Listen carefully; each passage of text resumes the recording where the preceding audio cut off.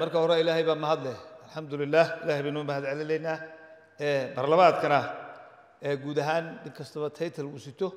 iyo cidda ka soo qayb gashay barnaamijkan qaran ee aynu isugu nimid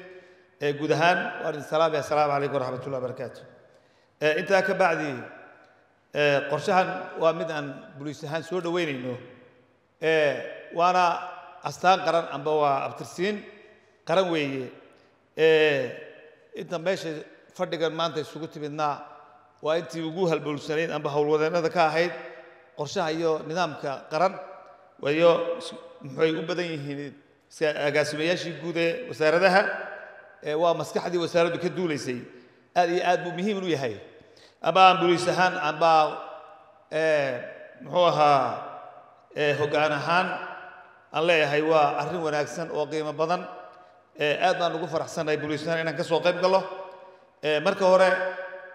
mar labaadka waxa weeye marka hore wasaaraddaanu muxuu ahaa xiriir la leenahay qorshaynta wixii noo gudbay ee mudnaantu soo ahaydna waana soo gudbinay insha allahu bismillaahi kariim say u kala mudnaayeen waananu xiriir wanaagsan baanu leenahay aad iyo aad u wanaagsan wixii noo qabsoomayna waan soo dirnay oo gacanteena ayay ku hayeen wixii kale ee muxuu ahaa looga baahan yahay qorshahanna buliisku qorshe ahaan diyaar buu u yahay oo diyaar baanu nahay insha allahu bismillaahi kariim inaanu ka fulino roolka dowladooda inaanu u hoggaansanaano oo aanu ilaalino nidaamka iyo shuruucda iyo nidaamka dowladnimo inaanu ilaalino diyaar baanu nahay aad iyo aad baan idinku mahad celinayaa intaas waa iga intaa waxaan idin xasuusinayaa fadhigeennan aan maanta joogno amba aynu isugu nimid